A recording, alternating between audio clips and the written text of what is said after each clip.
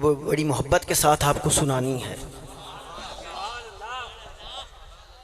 قرآن اور دلائل، قرآنی اور حدیث کا دلیل ایک میں نے میلاد کے زمرے میں تبرکاً عرض کر دی تاکہ اللہ کا کلام بھی پڑھا جائے، سرکار نبی علیہ السلام کی حدیث بھی پڑھی جائے اور پڑھی بھی اس موضوع پر جائے کہ حضور نبی علیہ السلام کا میلاد منانا، اس پر صرف ہم ہی خوش نہیں ہوتے بلکہ اللہ تعالیٰ اپنے عرش پر ملائکہ کے سامنے خوش ہوتا ہے اور فخر کرتا ہے اور کہتا ہے دیکھو میرے محبوب کے امتی، وہ اس لیے بیٹھے ہیں، وہ اس بات کا شکریہ ادا کر رہے ہیں کہ مالک تو نے اسلام دے کر اور تو نے اپنا محبوب بھیج کر ہم پر احسان فرمایا ہے۔ یہ لب لباب تھا پوری اگلی بحث کا۔ اللہ تعالیٰ آسمان پر فخر فرما رہا ہے کہ ملائکہ دیکھو میرے محبوب کے امتی، وہ اس بات کے لیے آج سارے اکٹھے ہوئے ہیں، وہ سارے اس بات کے لیے اکٹھے ہوئے ہیں، کس بات کے لیے؟ اس بات کے لیے کہ وہ میرے محبوب کا میلاد منا سکیں اور ان کو بطور نعمت ان کا تذکرہ خیر کر سکیں۔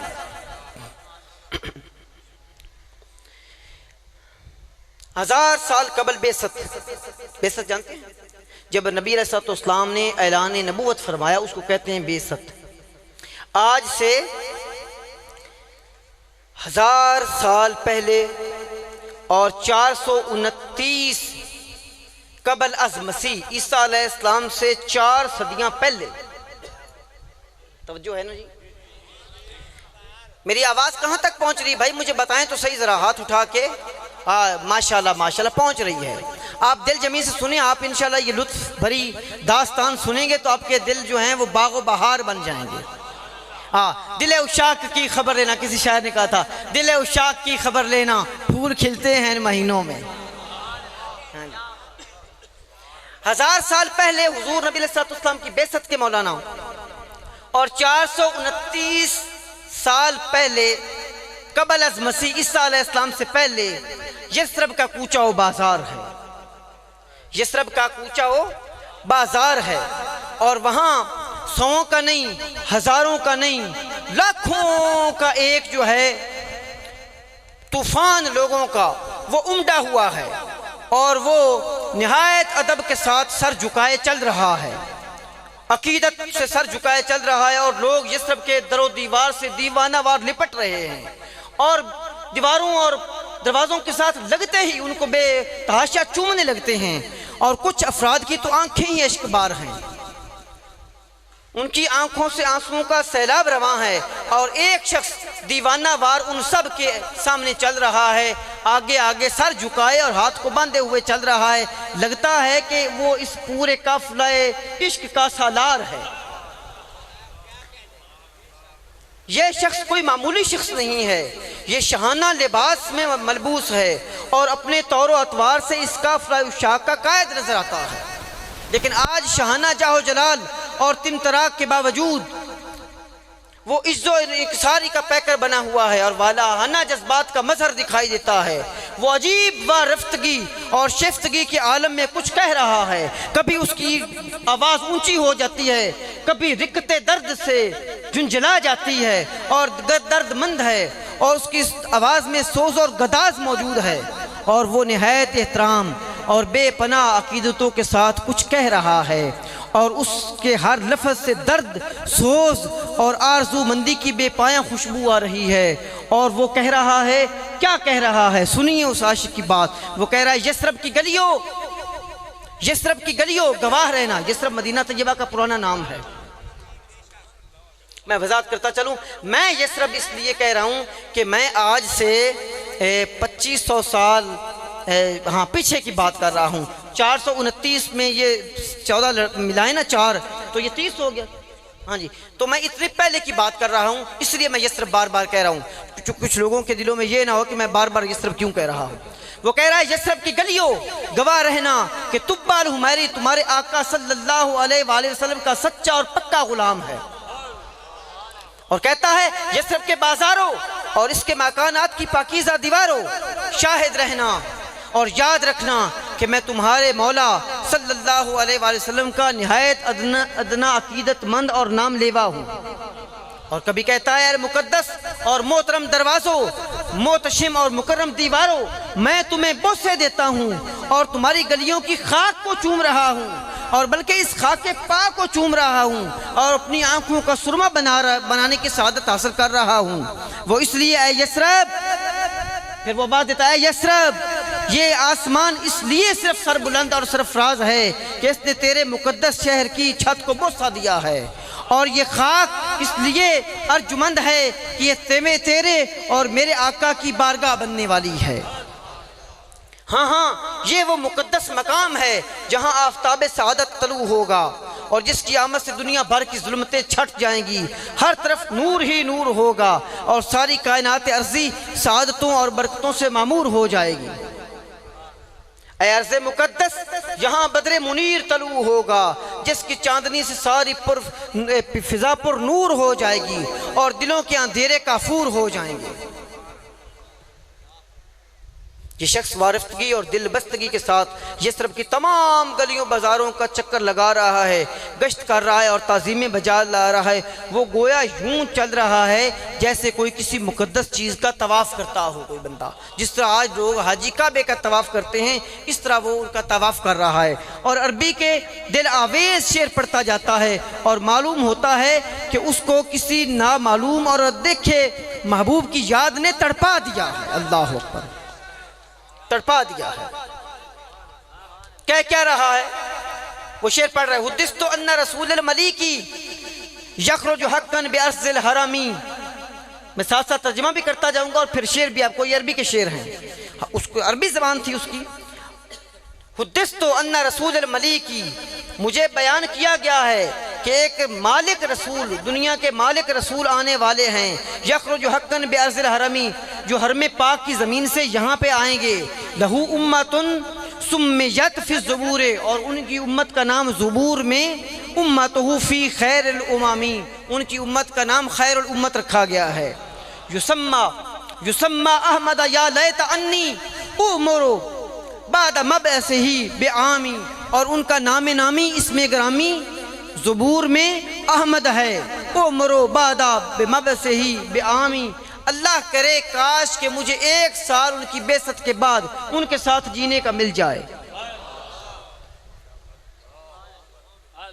اور پھر کہتا ہے شہدت علی احمد انہ، کہ میں گواہی دیتا ہوں کہ احمد مجتبی رسول من اللہ باری النسمی، اللہ کے رسول ہیں، وہ اللہ جو جسموں میں روح ڈالنے والا ہے، اس اللہ کے رسول بن کر آئے ہیں۔ اور کاش کہتا ہے فلو مدّا عمری الی عمرہ لکنت وزیر لہ وابن امی، کاش کہ میری عمر ان کی عمر کو پہنچ جاتی، یا کاش کہ میری عمر ان کی عمر کو پہنچ سکتی، لکنت وزیر لہ وابن امی، یا میں ان کا وزیر بن جاتا یا میں ان کے چچا کا بیٹا بن جاتا۔ اس میں ایک بڑی نازک اور ایک لطیف رمز ہے اس شعر میں۔ اس نے تورات اور زبور میں حضور نبی علیہ السلام کے اوصاف پڑھے تھے، اور پڑھا تھا کہ آپ کے وزیروں میں ایک ابو بکر نامی شخصیت بھی ہوگی، اور آپ کے چچا زاد بھائیوں میں جو آپ کے سب سے پہلے آپ کے پر ایمان لینے والے اور من کنت مولا ہو کا خطاب پانے والے ہوں گے، وہ آپ کے چچا کے بیٹے ہوں گے۔ اس لیے اس کی ذرا خواہش دیکھیے، وہ کہتا ہے فلو مد عمری الی عمرہ لکنت وزیر لہ وابن امی، کاش کہ میری عمر ان کو پہنچ سکتی، ان کی عمر کو، تو یا تو میں ان کا وزیر بن جاتا یا پھر ان کے چچا کا بیٹا بن جاتا۔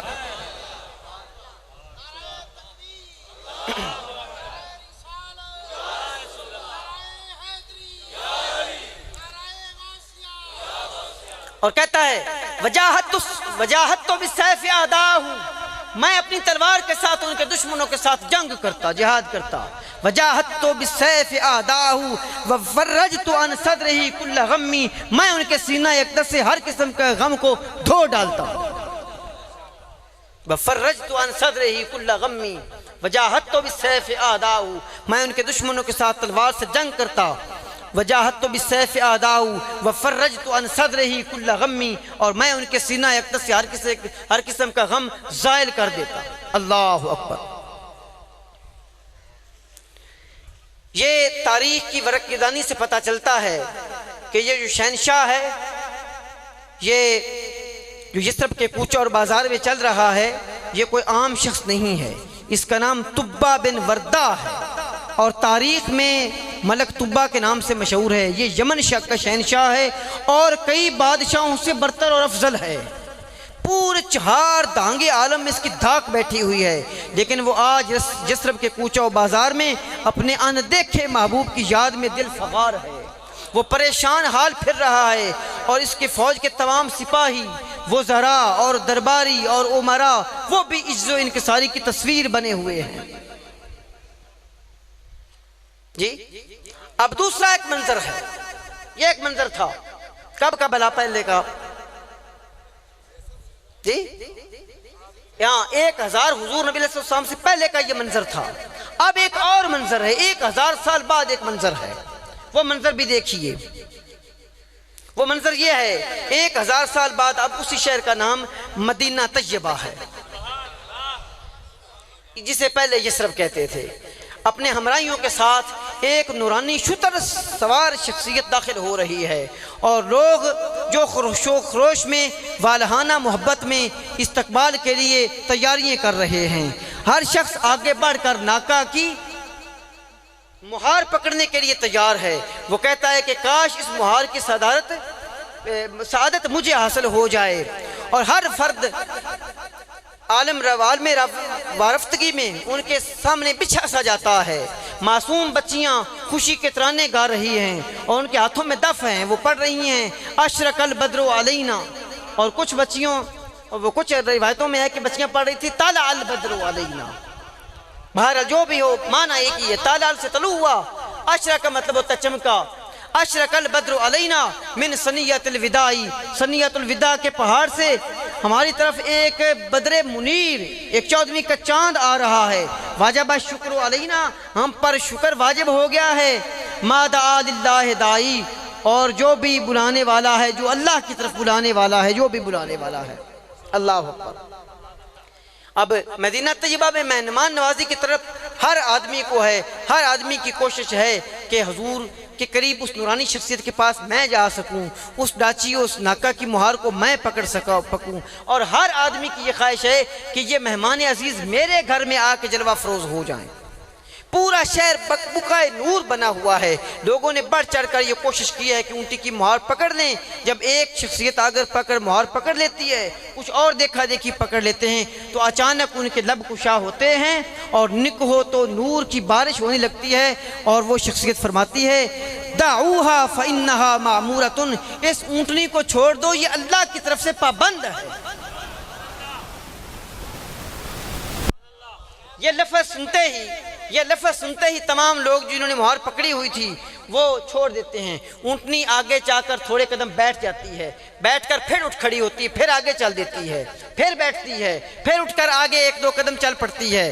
جب قدم چل پڑتی ہے اس وقت ایک آدمی بڑھ کر عرض کرتا ہے یا رسول اللہ، اگر آپ فرمائیں تو اونٹنی جہاں جی چاہے بیٹھ جائے، اللہ کی طرف سے پابند ہے، لیکن اپنا سامان یہاں رہنے دیں ہمارے پاس۔ جی ایک پنجابی گل کر لوں، تمہیں پتہ ہے نا ٹیکسیاں تے رکشیاں والے تے بساں والے جڑا مسافر نہ بندہ پیا ہوے اوندا سامان کھو کے پہلے گڈی چ رکھ ہوندے نے۔ ہاں بھی ہن آیا نہ آیا ہن تو اسی نا، یہ کیفیت ہے۔ وہ لوگ جو ہیں وہ سامان کو چمٹ گئے، یا رسول اللہ یہ سامان ہمیں دے دیجیے، آپ بے شک پورے مدینہ کا چکر لگا لیجیے۔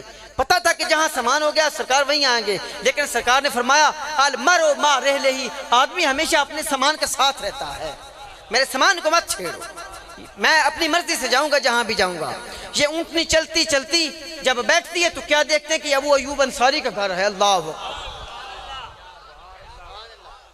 اونٹی چلتی چلتی آئی تو ابو ایوب انصاری کا گھر ہے۔ ایک غریب نجار، بڑے بڑے ترہ اور دستار والے، جی اوس و خزرج کے قبائل، انصار مدینہ، بڑے بڑے امیر لوگ، سعد بن عبادہ جیسی ہستیاں وہ کھڑی ہیں کہ، اور تاریخ حیران ہے کہ سارے مدینے کو چھوڑ کر ایک غریب آدمی کے سامنے، کہ گھر کے سامنے اونٹنی بیٹھ گئی ہے۔ ہر بندہ یہی سوال پوچھتا ہے کہ وہاں اونٹنی کیوں بیٹھ گئی؟ مہار پکڑنے کے باوجود آخر اونٹنی اپنا رخ کیوں تبدیل نہیں کیا؟ وہ بار بار وہاں آ کر کیوں بیٹھ جاتی ہے؟ لیکن یہ تو اپنی مرضی کے فیصلے ہیں، یہ تو اللہ تعالیٰ کی اپنی مرضی ہے۔ یہ تو مہمان عزیز کی اپنی مرضی ہے، جسے چاہا اپنا بنا لیا، جسے چاہ در پر بلا لیا۔ یہ بڑے کرم کے ہیں فیصلے، یہ بڑے نصیب کی بات ہے۔